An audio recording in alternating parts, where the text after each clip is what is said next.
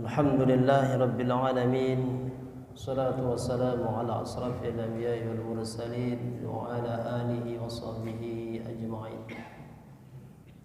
Asyhadu an la ilaha illallah wahdahu la syarika lah. Asyhadu anna Muhammadan 'abduhu wa rasuluhu la nabiyya ba'dah. Allahumma salli wa sallim ala nabiyyina Muhammadin sallallahu alaihi wasallam wa ala alihi wa sahbihi wa man tabi'ahum bi ihsanin ila yaumiddin. Amma ba'd. Ayyuhal hadirun wal hadirat, jamaah salat maghrib yang dimuliakan Allah.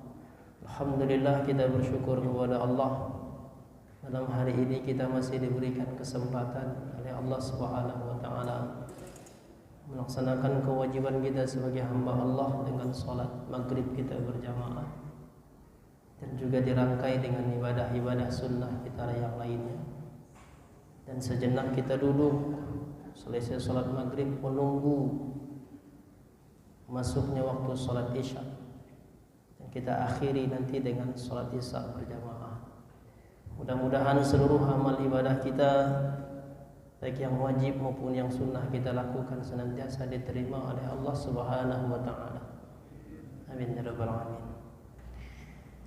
Hadirin jemaah salat maghrib yang dimuliakan Allah, malam hari ini kajian hadis tematik kita tentang hal-hal yang menggerogoti pahala kita, kebaikan kita kelak di yaumil akhir. Masih lanjutan dari 2 pekan yang lalu, saya sampaikan hadis tentang hal-hal yang membatalkan amal kita di sisi Allah dan juga menunda amal kita kepada Allah Subhanahu wa taala. Itulah yang Allah sebutkan dalam surah Al-Ghasyiyah. Hal ataka hadithul ghasyiyah, wujuhu yawma idzin khashi'ah, 'amilatun nasibah. Ya, ayat ini perlu kita waspadai juga. Karena Allah Subhanahu wa taala berfirman mengatakan kepada Rasulullah SAW, hal ataka hadithul ghasyiyah, apakah sudah sampaikah kepadamu wahai Muhammad berita tentang al-ghasyiyah. Al-ghasyiyah itu hari kiamat atau yaumil akhir, di akhirat. Apa salah satu berita itu? Allah sebutkan wujuhu yawma idzin khashi'ah. Nanti di akhirat itu, pada hari kiamat itu, ada wajah-wajah yang tertunduk, merasa terhina di hadapan Allah. Wujuhu yawma idzin khashi'ah, wajah-wajah yang malu, tertunduk, merasa terhina di hadapan Allah. Kenapa? 'amilatun nasibah. Karena saat mereka di dunia, amal-amal yang begitu sudah kerja keras mereka melakukannya, tapi di sisi Allah ternyata batal atau sia-sia. Ini perlu kita waspadai. Salat tahajudnya setiap malam, puasa sunnahnya rajin, tilawah Qur'annya luar biasa, zikirnya juga luar biasa, tapi ternyata di hadapan Allah itu semuanya dibatalkan oleh Allah. Itu kan bahaya tuh.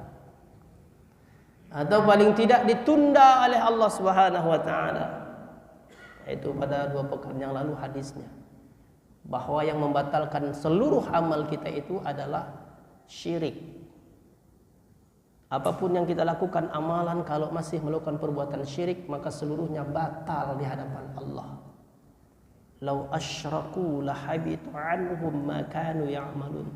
Kalau mereka melakukan kemusyrikan, kata Allah, berbuat syirik, kata Allah, maka seluruh apa yang mereka lakukan batal di hadapan Allah. Maka hati-hati syirik ini. Atau yang kedua, menunda. Dia beramal kepada Allah luar biasa, tapi ternyata ditunda oleh Allah, tidak sampai kepada Allah. Nah, itu dalam hadis yang sama pada 2 pekan yang lalu. Apa itu? Syahna. Syahna itu menunda seluruh amal kita. Jadi apapun yang kita lakukan nggak sampai kepada Allah, karena Allah mengatakan anziru hazaini hatta yastaliha. Syahna itu artinya masih bermusuhannya seorang muslim dengan saudaranya.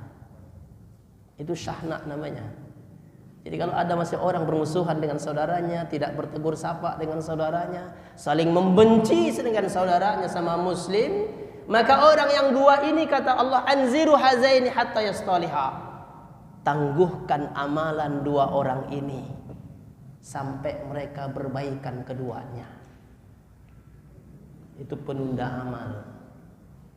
Nah, pada malam hari ini masih bicara tentang amalan.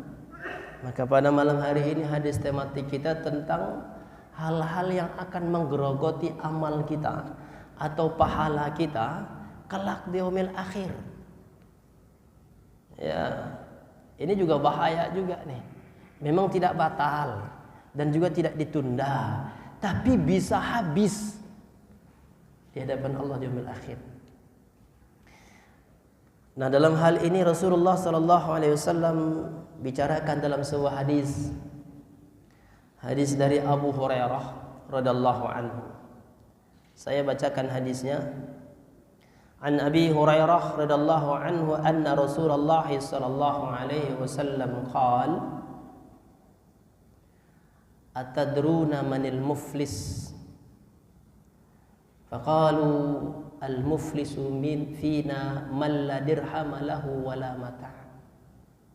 Faqala Rasulullah sallallahu alaihi wasallam innal muflisa min ummati ya'ti yaumal qiyamati bisalatin wa siyamin wa zakatin wa ya'ti qad syatama hadza wa qadhafa hadza wa akala mala hadza wa safaka dama hadza wa daraba hadza fayu'ta min hasanatihi wa hadza min hasanatihi fa in faniyat hasanatuhu qabla an yaqda ma alayhi faturiha ukhidha min khatayahum faturihat alaihi thumma turiha finnar.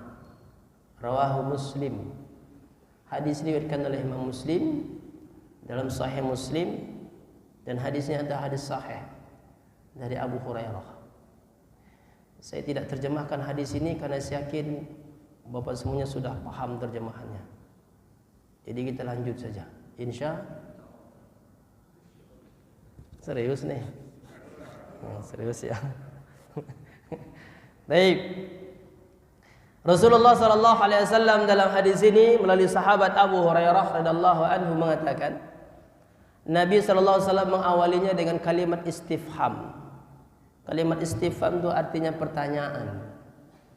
Ada a di awal itu adalah kalimat istifham yang artinya apakah. Nabi bertanya atadruna. Tadru itu asal katanya dari adraka yudrik. Yudrika, adraka, mengetahui atau tahu. Jadi artinya kalau kita artikan apakah kalian tahu, kata Nabi SAW kepada para sahabat, manil muflis? Siapa itu muflis? Ada nggak namanya sini muflis? Ada Pak? Namanya muflis ada nggak sini? Nggak ada ya. Kalau bisa jangan. Muflis itu artinya buruk, jelek artinya. Ya, kalau mukhlis bagus. Orang yang ikhlas. Kalau muflis jangan, ganti kalau ada namanya muflis, kurang bagus artinya. Maka dalam bahasa Arab itu juga hati-hati kalau pengucapan bahasa Arab tuh. Ya. Jangan terlalu mudah ketika mengucapkan dengan bahasa Arab dengan kata-kata yang salah, maka artinya akan salah. Kalau nggak yakin banget, nggak usah pakai bahasa Arab, mendingan bahasa Indonesia. Karena saya sering lihat ketika ada yang meninggal, entah meninggal itu laki-laki atau perempuan, pokoknya doanya itu semua yang di-share. Ada yang meninggal itu laki-laki, doanya yang di-share tuh Allahumma firlaha warhamha, kagak nyambung. Ya. Karena kebanyakan stiker kita itu. Jadi tinggal nge-share stiker aja. Ya, siapa yang meninggal, share lagi stikernya. Ya. Padahal kadang-kadang nggak cocok kalimatnya. Yang meninggal laki-laki, doanya perempuan. Itu doa kemana perginya? Gitu. Jadi kalau saya sih di HP saya itu, nanti Bapak boleh cek, tidak ada satu stiker pun di HP saya. Karena saya tidak pernah menggunakan stiker. Saya lebih suka menulis dengan tulisan ketika ada yang meninggal. Saya doakan dia. Karena kalau saya nulis berarti saya lagi doain dia. Tapi kalau saya cuma nge-share doang, itu nggak pakai saya baca, langsung saya share. Dia ngedoain apa tidak? Kagak, cuma nge-share doang. Iya emang begitu. Hah? Alhamdulillah. Kalau didoain dulu alhamdulillah. Tapi kebiasaan itu bahkan itulah kesalahan kita, kadang-kadang nggak dilihat, nggak dibaca, langsung di-share. Padahal nggak cocok doanya. Saya lebih suka biarlah bahasa Indonesia, tapi kita doakan, kita tulis, dan itu pahalanya per huruf juga ada ketika kita menulis itu. Di HP saya boleh dicek, tidak ada satu stiker pun yang saya simpan karena saya nggak pernah menggunakan stiker. Saya lebih suka menulis, saya doakan dia, karena sambil saya menulis, saya berbicara dalam hati saya, berarti saya doain dia. Itu lebih aman. Ya, karena bahasa Arab itu kadang-kadang ucapannya itu salah. Kalau kalimatnya salah, ucapannya salah, artinya salah. Laki-laki jazakallah, perempuan jazakillah. Ini disamain aja, mau perempuan mau laki jazakillah, jazakallah semua. Dan saya lagi ingin tegaskan kepada kita, kalau kita hanya mengucapkan sampai jazakallah saja, ini kurang sempurna. Karena kalau jazakallah itu apa artinya? Semoga Allah membalas. Membalas apa? Harusnya disambung dengan jazakallahu khairah. Itu baru doa yang benar. Ini kalau jazakallah, semoga Allah balas, semoga Allah balas. Balas apa? Sempurnakan. Karena doa Nabi yang diajarkan ketika kita diberikan sesuatu oleh saudara kita, apa kata Nabi SAW? Doakan dia. Bagaimana doanya? Allahumma barik, Allahumma barik lahu fi ahlika wa malika wa jazakallahu khaira.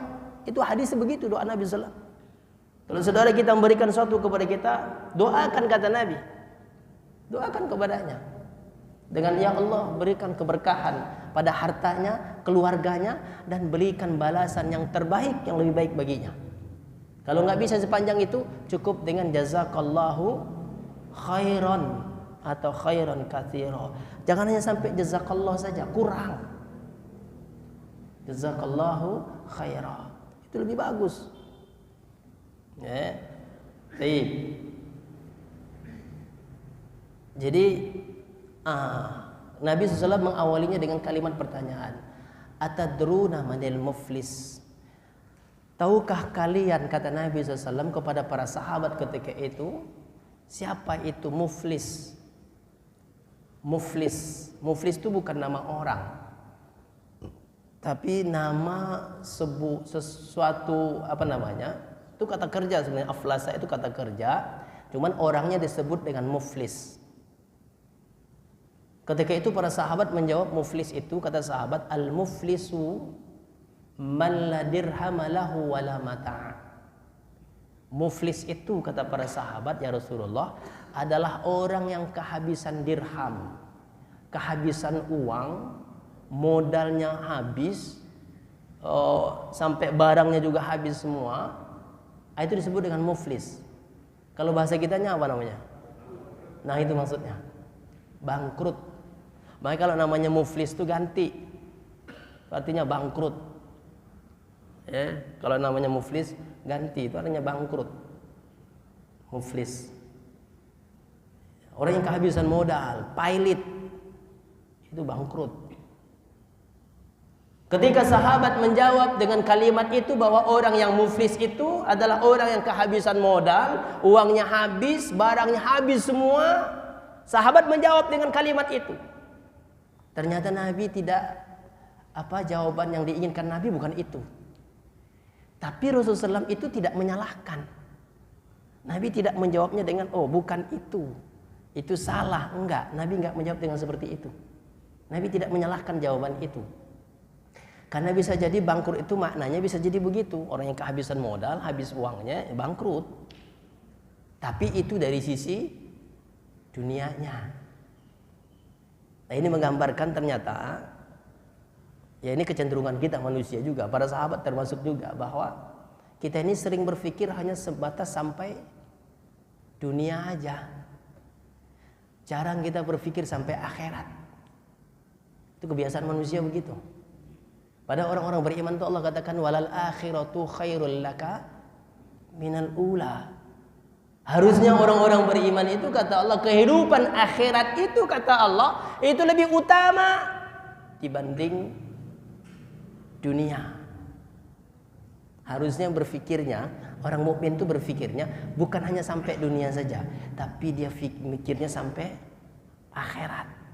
Jadi segala sesuatu yang ia lakukan tuh pertimbangannya bukan hanya dunia, tapi pertimbangannya adalah akhirat. Harusnya begitu, harusnya. Cuman memang kecenderungan manusia itu terhadap dunia itu ya besar, sangat luar biasa. Sehingga semua kita ini berpikirnya hanya sampai sebatas dunia saja. Padahal dunia ini hanya sebagai wasilah saja untuk menuju akhirat. Lihat kata Allah Subhanahu wa taala, "Wa bataghi fi ma ataqara Allahu akhirah wa la tansa nasibaka minad dunya." Wa bataghi fi ma ataqallahu darul akhirah. Itu perintah Allah, carilah olehmu kebahagiaan akhirat. Kebahagiaan akhirat yang Allah perintahkan untuk mencarinya. Bukan dunia, kebahagiaan akhirat. Tapi bagaimana caranya kata Allah? Dengan apa yang aku berikan kepadamu saat kamu di dunia. Kalau hari ini kita diberikan harta oleh Allah, itu bukan tujuan dunia, tujuan kita akhirat. Bagaimana caranya? Gunakan harta itu untuk mencapai tujuan kebahagiaan akhirat. Harusnya begitu. Dikasih jabatan, gunakan jabatan itu untuk mencapai kebahagiaan akhirat. Begitu harusnya. Tapi kadang-kadang orang kalau sudah dapat jabatan, lupa dia akhirat. Betul tidak, Pak? Enggak. Kalau di masjid enggak, di luar masjid biasanya. Ya. Biasa begitu. Dapat jabatan lupa. Tapi sebelum dapat jabatan itu, Masya Allah, luar biasa. Untuk mencapai jabatan itu. Sama dengan harta. Awalnya dia miskin, rajin ibadah, sholat tahajud setiap malam, sholat berjamaah setiap waktu ke masjid. Begitu sudah meningkat ekonominya sedikit, mulai berkurang dia datang ke masjid. Sholat tahajudnya sudah mulai berkurang. Lama-lama begitu sibuk dia dengan hartanya, enggak lagi ke masjid. Karena sudah sibuk. Salat tahajud sudah tidak lagi. Kenapa? Karena sudah sibuk, karena sudah banyak hartanya. Ada nggak orang kayak begitu? Di sini nggak ada. Ya, di sini nggak ada. Tapi banyak manusia seperti itu, dia melupakan kepada Allah setelah dia memiliki segalanya. Dan memang itu kecenderungan manusia. Pada pertemuan beberapa yang lalu saya sampaikan, memang begitu kecenderungan manusia itu begitu. Karena Allah mengatakan, "Zuyyina lin-nasi hubbus syahwat minan nisa wal banin wal qanatiril muqantarah minadh dhahab wal fiddah wal khailil musawwamah wal an'am wal harth dzalika mata'ul hayatid dunya." Dan memang Allah tegaskan seperti itu. Jiwa manusia itu kata Allah dihiasi dengan apa? Kecenderungan mereka terhadap syahwat, keindahan, kenikmatan dunia memang ada. Nggak bisa kita pungkirin juga. Siapa sih di antara kita nggak mau kaya? Ada nggak di sini orang nggak mau kaya? Coba siapa? Nggak ada, semua juga pengen kaya, betul nggak Pak? Nggak ada yang jawab, saya pulang nih. Kayak nggak pengen kaya aja. Semua orang pengen kaya. Wanita, siapa sini yang tidak suka wanita? Ada nggak di antara kita yang tidak suka wanita? Nggak ada. Orang satu pengen dua, dua pengen.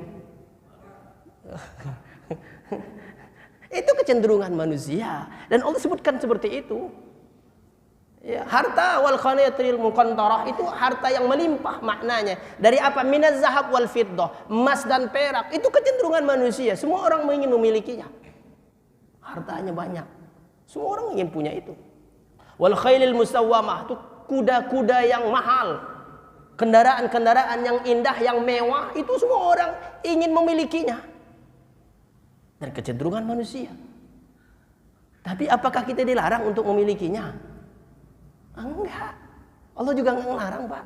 Silakan jadi orang kaya, punya harta, punya banyak, punya jabatan, silakan. Punya istri lebih dari satu juga silakan, nggak apa-apa. Nggak dilarang oleh Allah, betul tidak? Nggak ada, Allah nggak ngelarang kita. Silakan menjadi orang kaya. Justru orang kaya beriman itu lebih bagus. Al-mu'minu qawi khairun wa ahabbu ilallahi minal mu'minid dhaif, kata Nabi. Seorang mukmin yang kaya itu banyak kategorinya. Bisa kaya hartanya, kuat itu bisa kuat hartanya, kuat fisiknya, kuat imannya, kuat semuanya kuat. Allah lebih cinta orang beriman seperti itu dibanding seorang beriman yang lemah. Jadi orang kaya silakan, nggak apa-apa. Allah nggak larang kita jadi orang kaya. Yang penting benar aja. Punya jabatan silakan, jadi presiden silakan, asalkan presiden yang benar. Jadi penguasa silakan, jadi gubernur, jadi apa saja silakan. Tapi dengan cara yang benar. Jangan sampai menjadi orang yang memiliki itu semuanya. Nah, itu yang Allah ingatkan. Alhaakumut takasur. Nah, itu yang Allah ingatkan aja, cuman itu doang. Silahkan kau miliki semuanya, tapi ingat kata Allah, jangan sampai kemewahanmu itu semuanya, kemegahanmu itu semuanya melupakan kamu kepada Allah. Hatta zurtumul maqabir, sampai kamu masuk ke dalam kubur baru kamu ingat, udah nggak ada gunanya. Dalam kubur baru ingat, malaikat tambah gemes sama dia. Ya, kalau gitu nggak ada gunanya udah. Tapi kalau dia silahkan, punya usaha yang banyak silahkan. Ya, tapi cara yang benar. Itu kecenderungan manusia. Silakan kata Nabi sallallahu alaihi wasallam. Baik ya. Jadi oleh karena itu ini berpikirnya para sahabat ketika itu hanya sebatas dunia. Sahabat mengatakan bahwa orang yang bangkrut itu ya Rasulullah yang kehabisan modal. Ya, barangnya habis semua, dagangnya habis semuanya, bangkrut, pailit secara duniawinya. Nabi tidak menyalahkan jawaban itu. Karena memang bisa jadi itu jawabannya benar, tapi dari sisi duniawinya. Nah, ini juga pelajaran buat kita bagaimana Rasulullah SAW itu mengajarkan kebaikan itu kepada, ini tentang kaifiat uslub Nabi dalam menyampaikan dakwahnya. Salah satu metode pengajaran Nabi SAW itu, Nabi kalau menyampaikan sesuatu itu dengan memberikan pertanyaan terlebih dahulu. Itu salah satu metodenya, begitu Nabi mengajarkan. Maka kalau kita ngajarin orang nih, boleh kita awali dengan sebuah pertanyaan. Walaupun pertanyaan itu tidak membutuhkan jawaban. Jawabannya dari kita sendiri. Nanti sama dengan Nabi. Nabi terbut jawabannya dari Nabi SAW sendiri yang akan menjawab. Dalam ayat-ayat Al-Quran banyak. Yang Allah memberikan pertanyaan terlebih dahulu, tapi dia tidak butuh jawaban, yang jawab Allah sendiri. Alam tara ilal ladina nafaqu yaquluna li ikhwanihim alladina kafaru min ahlil kitab. Ini pertanyaan Allah. Tapi pertanyaan ini tidak butuh jawaban karena Allah sudah memberikan jawaban. Alam tara anna Allah khalaqas samawati wal ard. Alam tara anna Allah ya'lamu ma fis samawati wa ma fil ard. Alam tara anna Allah sakhkhara lakum ma fis samawati wa ma fil ard. Itu semuanya pertanyaan-pertanyaan Allah. Dan itu biasa digunakan. Maka kita kalau mengajarkan sesuatu kepada seorang, boleh kita awali dengan sebuah pertanyaan. Untuk apa tujuannya? Supaya orang ini memperhatikan apa yang kita sampaikan. Sama anak nih. Sama anak kita. Ngomong sama anak tuh kasih pertanyaan dan jangan jauh-jauh ngomongnya. Kadang-kadang kita ngomong sama anak tuh kayak ngomong sama siapa gitu. Dari jauh ngomongnya, ngajarin anak dari jauh, itu sentuhan hatinya nggak ada. Kalau ngomong anak tuh deketin, rangkul dia. Dan itu diajarkan Nabi. Lihat bagaimana Abdullah bin Abbas radhiyallahu anhuma. Ketika itu masih usia 9 tahun atau 10 tahun, Nabi bonceng dia di belakang Nabi, di atas keledainya. Lalu Nabi ajarkan kepadanya, Inni u'allimuka, aku ingin mengajarkan kepadamu wahai Abdullah. Kata Nabi SAW, dia di belakang Nabi SAW membonceng. Karena dekatnya Nabi dengan dia. Aku ingin ajarkan kepadamu beberapa kalimat. Atau ketika Mu'az ibnu Jabal, ketika Nabi ingin mengajarkan, itu Mu'az Pak, terakhir kali bertemu dengan Nabi SAW. Itu waktu mengantarkan Mu'az menjadi duta ke negeri Yaman ketika itu sampai perbatasan Madinah, Nabi antarkan dia. dengan ontaknya, tapi gantian. Kadang Nabi yang giring, Muaznya di atas. Tapi waktu itu Muaz nggak mau, sebenarnya nggak sopan kan. Tapi Nabi yang minta. Tapi itulah pertemuan terakhir dia bersama dengan Muaz. Karena setelah itu Nabi wafat. Ini bentuk-bentuk Nabi SAW bagaimana mengajarkan kepada anak-anak. Kadang-kadang kita sama anak dari jauh dipanggil, kamu siapa namanya? Anaknya sendiri namanya lupa. Orang tua nggak beres tuh. Mungkin saking banyak anaknya nggak juga. Anak cuma 3. Cuma ngajarin anaknya nggak, lupa nama anaknya. Dipanggil, kamu siapa nama kamu? Anaknya sendiri lupa. Ada nggak orang tua begitu? Ada kalau orang tua begitu kelewatan orang tuanya. Ya, panggil, rangkullah anak kita, pegang pundaknya, dan itu dilakukan oleh Rasulullah SAW kepada Abdullah bin Umar. Ketika Nabi mengajarkan kepada Abdullah bin Umar, Nabi rangkul. Masih anak-anak, Nabi rangkul bahu pundaknya. Nabi ajarkan kepadanya. Kalau Abdullah bin Mas'ud, Nabi pegang tangannya. Saat mau makan, Nabi pegang tangannya. Diajarkan Nabi bagaimana cara makan yang baik. Itu cara pengajaran Nabi. Makanya anak-anak itu ya, harusnya ngajarinnya dideketin, dirangkul. Ini kan selama ini kan kita susah bener nih ngurusin anak-anak di At-Taqwa ini. Ya kan? Maghrib berisik, Jumat apalagi. Berbagi banyak anak-anak tambah banyak aja karena banyak ada berbagi masalahnya. Kadang-kadang saya pernah nanya tuh anak-anak di sana, kenapa sholat di At-Taqwa? Lauknya enak gitu katanya. Jumatan lauknya enak. Tapi nggak apa-apa sih. Itu sah-sah aja supaya mereka tuh tertarik ke masjid dulu lah. Tapi kalau sampai mereka di sini di masjid ini jangan diusir. Itu yang tidak boleh, nggak boleh diusir anak-anak dari masjid walaupun dia berisik. Ya, saya sering sampaikan di sini juga. Nggak boleh diusir anak-anak dari masjid.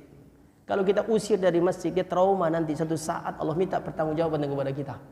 Gara-gara engkau usir dia nggak mau ke masjid lagi. Tuh, ayo, nanti diminta Allah pertanggungjawabannya. Nggak boleh diusir. Kerangkul aja, kasih tahu sama dia. Ya, namanya anak-anak ya begitulah dunianya. Apalagi dia lihat masjid luas banget nih. Rumahnya kan sempit. Begitu sampai ke masjid luas, AC, seneng dia, lari-lari dia. Namanya bocah. Ya kan? Karena rumahnya sempit, nggak bisa lari-lari. Sampai sini luas, panjang. Ini masjid terpanjang se-Harapan Baru. Terpanjang atau terlebar nih? Terlebar ya. Saya pernah ngitung nih jamaahnya 75 orang satu saf nih. Nggak ada di masjid di Harapan Baru ini yang 75 orang satu saf. Kalau jamaahnya paling banyak At-Taqwa. Paling banyak At-Taqwa tuh. Kalau 75, kalau udah 3 saf aja 225. At-Taqwa itu paling banyak jamaahnya. Ya, dibanding musola di Soka Merah, gedean At-Taqwa. Betul nggak Pak Haji? Iya. Bandingnya musola Soka Merah. Taib ya. Jadi anak-anak tuh jangan diusir, dirangkul aja, dideketin aja. Disampaikan kepadanya. Makanya saya bilang, anak-anak itu kalau di masjid itu sholatnya berisik, kalau pas sholat itu alhamdulillah. Kalau mereka sudah tidak berisik, alhamdulillah. Kalau sebelum sholat mereka masih berisik, ya itulah anak-anak. Makanya saya katakan, kalau nggak mau berisik, sekolahnya di Senayan. Saya bilang gitu. Biasa anak-anak Senayan itu kurang berisiknya. Promosi nih maksudnya. Ya. Jadi jangan diusir. Karena nggak boleh ngusir orang. Muhammad Al-Fatih, seorang penakluk, seorang pemuda penakluk Konstantinopel pernah mengatakan, kalau kalian tidak lagi mendengar suara bisingan anak-anak di masjid, maka saat itulah kehancuran bagi kaum muslimin untuk generasi di masjid. Kata beliau begitu. Kalau sudah tidak ada lagi suara anak-anak berisik di masjid, ya, maka saat itu hancurlah generasi kita. Maka karena itu ini perlu kita persiapkan. Ya, tapi kadang-kadang orang tuanya salah juga. Anaknya disuruh ke masjid, bapaknya kagak. Nah itulah yang jadi masalah tuh kadang-kadang. Dan nyuruh anaknya ke masjid itu juga dengan cara yang nggak benar juga. Gara-gara anaknya berisik di rumah, disuruhlah anaknya ke masjid oleh bapaknya. Pada berisik, sono ke masjid. Nah itu omongan bapaknya. Makanya anak-anak tuh ke masjid berisik. Yang nyuruh siapa? Bapaknya. Kalau nanti kalau dimarahin dia pulang ke rumah ngadu sama bapaknya. bapaknya marah-marah ke masjid, ya, sama pengurus, anak saya diusir, gitu. Ya. Jadi Nabi mengajarkan kepada kita dari kecil lah, mengajarkan sesuatu. Tadruna mal muslim. Nah, ketika itu Rasulullah SAW, tahukah kalian siapa orang yang bangkrut? Dijawab oleh para sahabat, orang bangkrut itu adalah orang yang kehilangan, kehabisan modal. Tapi jawaban Nabi SAW tidak. Apa kata Nabi SAW? Innal muflisa min ummati. Sesungguhnya orang yang bangkrut di antara umatku itu, kata Nabi SAW. Siapakah mereka itu? Ya'ti yaumal qiyamati bisalatin wasiyamin wazakatin. Orang-orang yang ketika saat dia datang menghadap Allah, waktunya dia meninggal, artinya ketika saat dia meninggal itu, dia membawa banyak amalan yang luar biasa. Kata Nabi, amalan salatnya, amalan puasanya, amalan zakatnya, rajin dia ibadah ketika di dunia. Seakan-akan pahala begitu luar biasa. Meninggal dia, banyak membawa pahala, kata Nabi SAW. Tapi apa yang terjadi? Ternyata ketika saat di dunia itu dengan begitu banyak amalan-amalan yang ia lakukan, tapi ternyata dia juga melakukan kezaliman kepada orang lain. Apa kezaliman yang ia lakukan? Qad syatama hadza. Ketika saat di dunia dia suka mencela orang, mengatain orang, menghina orang dengan mulutnya. Ini hati-hati nih Pak, ya. Ini bentuk kezaliman kepada orang lain yang akan menggerogoti kebaikan kita, pahala kita kelak di yaumil akhir. Kalau kita nggak bisa menjaganya. Ucapan ini bahaya nih. Kalau nggak bisa kita kontrol nih ucapan kita, banyak orang tersakiti dengan omongan kita, tersakiti hatinya karena kita mencela dia, menghina dia, merendahkan dia. Maka itulah yang akan menggerogoti kebaikan-kebaikan kita, pahala kita kelak di yaumil akhir. Itu namanya syatama, ya, mencela. Itulah sebabnya Allah Subhanahu wa taala mengharamkan. Haram hukumnya mencela seorang muslim. Ya ayyuhalladzina amanu la yaskhar qaumum min qaum asa ay yakunu khairam minhum wala nisaa'un min nisa' asa ay yakunna khairam minhun. Wahai orang beriman, kata Allah, jangan kalian mencela satu golongan dengan golongan yang lain. Bisa jadi yang kalian cela itu lebih baik daripada kalian. Sekelompok wanita mencela kelompok wanita yang lain, jangan, kata Allah. Bisa jadi yang kalian cela itu lebih baik daripada yang mencela. Ngatain gitu maksudnya. Atau ngebully orang dengan bahasa-bahasa yang menyakiti hati orang. Walaupun mungkin maksud kita mungkin bercanda. Tapi menyakiti, menghina dia dengan candaan kita, hatinya tersakiti, ini bahaya nih. Bahaya. Ya. Memanggil dia dengan panggilan yang menyakiti hatinya. Itu yang Allah lanjutkan ayatnya, wala talmizu anfusakum wala tanabazu bil alqab. Kata Allah, jangan engkau celah dirimu. Jangan engkau celah dirimu. Maksudnya mencela diri sendiri itu bagaimana maksudnya? Ketika dia mencela orang, lalu orang itu ngebales, itulah ini maksud Allah, engkau mencela dirimu sendiri. Orang kita bilang cebong, lalu dia bilang kita kampret, itu sama. Saya sih nggak ikut-ikutan. Itu sama, engkau mencela dirimu sendiri, kata Allah. Kau katakan dia kalimat yang tidak baik, lalu dia membalas kepadamu, itu sama dengan engkau mencela dirimu sendiri. Wala tanabazu bil alqab, dan jangan saling memanggil dengan panggilan-panggilan laqab, gelar yang tidak baik. Allah larang itu. Memanggil orang dengan panggilan. Lalu pertanyaannya, bagaimana kalau seandainya Ustaz, dia suka dengan panggilan itu? Dia dipanggil apa kira-kira? Apa gitu terpanggil dianya? Codot gitu. Codot kan bukan nama orang. Tapi ketika kita panggil dia seperti itu, dia senang. Enggak masalah buat dia. Dosa enggak kita?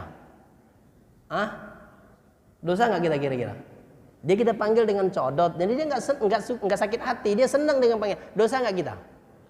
Kalau kita bicara tentang ghibah itu tidak dosa. Cuman kita kena ayat ketika Allah mengatakan wala tanabazu bil alqab. Jangan saling memanggil dengan panggilan-panggilan yang tidak baik. Nah, kenanya kita di situ. Ya, kenanya di situ. Nah, kalau manggil orang, panggillah dengan yang terbaik. Ya, panggil dengan panggilan-panggilan yang baik. Kan banyak nama-nama yang baik. Baik ya. Jadi itu syatama namanya. Mencela orang dengan lisan. Ini lisan kita nih kadang-kadang memang sumber dosa paling banyak tuh dari lisan kita. Ngatain orang. Ya, menyakiti hati orang. Tapi bagaimana kalau seandainya kita menyampaikan kebenaran kepadanya, dia tersinggung. Dia sakit hati. Umpamanya seorang ustadz, dia ceramah, dia mengatakan bahwa orang yang berbuat zina itu akan dibakar di api neraka dan akan masuk neraka. Dia mendengarkan itu, lalu dia sakit hati. Kira-kira kita dosa atau tidak? Hah? Agak. Karena kita bukan mencela dia. Karena dia berbuat maksiat, dia rasa tersinggung, tersakiti hatinya, itu kita nggak ada masalah. Tapi kalau sudah fisiknya yang kita hina, kita cela, baru. Itu sama ketika saat sahabat Abu Dzar dengan Bilal.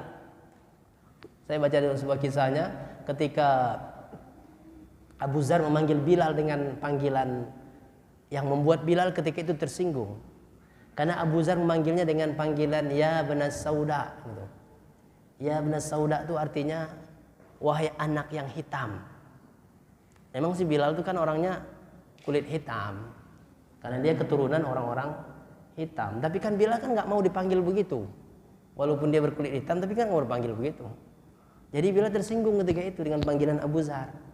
Sehingga akhirnya Nabi SAW disampaikan kepada Nabi dan Bilal bilang kepada Nabi, ya Rasulullah, panggilan Abu Dzar itu menyinggung perasaan orang hitam, berkulit hitam. Saya tersinggung, kata Bilal. Akhirnya apa kata Nabi SAW? Panggil Abu Dzar. Begitu Nabi Dzar dipanggil kepada Nabi, Nabi katakan kepada ya Abu Dzar, kata Nabi, wahai Abu Dzar, ternyata dalam diri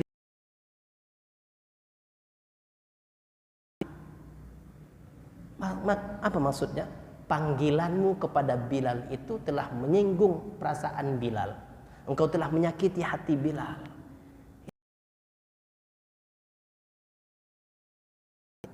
Tapi ketika itu Abu Dzar, hebatnya Pak, kalau para sahabat nih, kalau Nabi nyalahin mereka, itu mereka tidak pernah mencari alasan lain untuk pembenaran.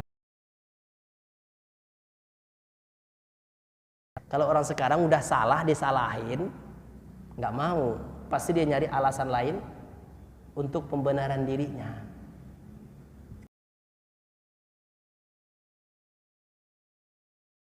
Dan dia nggak mencari alasan pembenaran dirinya. Ketika Nabi menyalahkan Abu Dzar, apakah Abu Dzar mengatakan ya Rasulullah, maksud aku memanggil dia seperti itu bukan? Enggak. Abu Dzar nggak ngomong begitu. Abu Dzar nggak mencari alasan pembenaran dirinya. Lalu apa yang dilakukan Abu Dzar ketika itu? Begitu Nabi katakan seperti itu,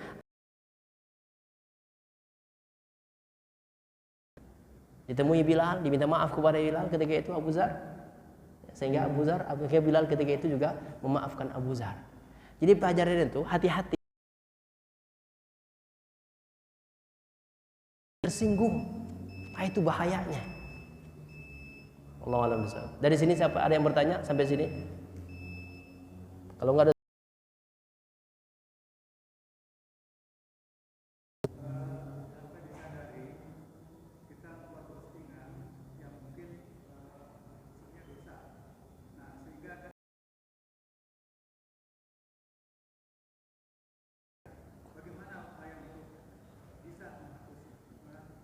Baik, jazakallah khairan. Kalau sesuatu yang kita ajarkan itu adalah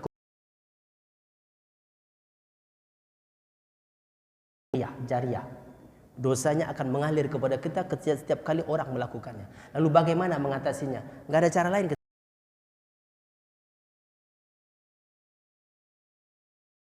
Berhenti dari itu. Itulah sebabnya hati-hati ketika saat kita melakukan sesuatu. Dan Nabi sangat mewanti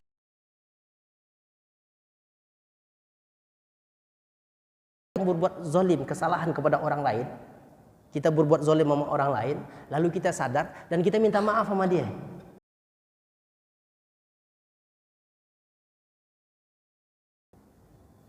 Kira-kira dia dosa atau tidak? Hah? Dia nggak mau maafin kita, dia dosa apa enggak?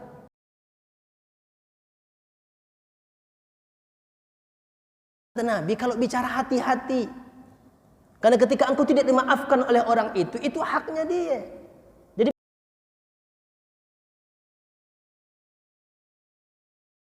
memang Allah mengatakan orang yang paling baik itu adalah orang yang bisa memaafkan.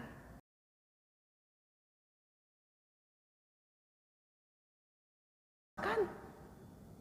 Ya, maka hati-hati. Nah, sama dengan hal itu, mungkin kita tidak akan bisa mendatangi seseorang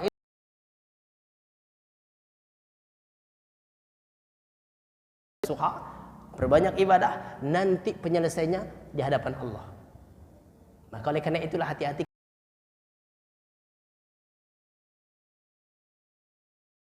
dosa jariah. Ya, Allahu a'lam bishawab. Ada lagi?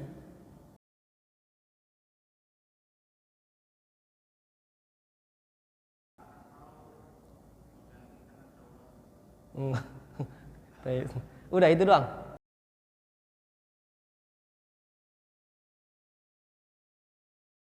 Bahwa kajian kita itu untuk sepekan itu sekarang itu adanya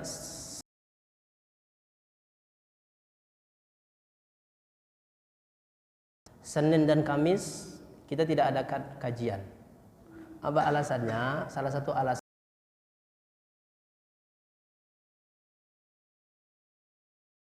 beberapa masukan ke pengurus karena banyak yang puasa sunnah itu sehingga yang puasa sunnah itu mau pulang.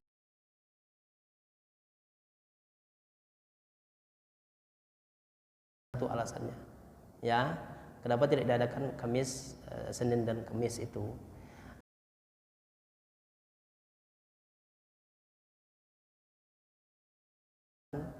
Keempat, yang pertama dan yang ketiga tetap Ustadz Nur.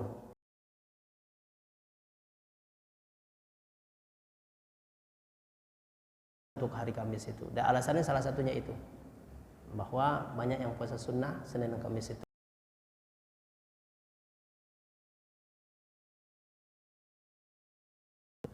Ustadz Abu Didat sudah nggak ada untuk sementara. Tapi nanti kalau masih kita ini kan ada waktu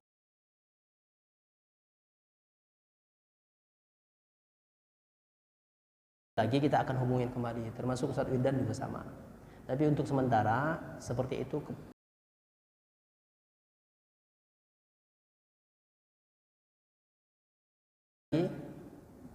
Cukup ya? Cukup.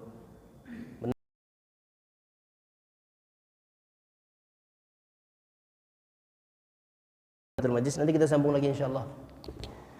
Tutup dengan kafaratul majlis. Subhanakallahumma bihamdika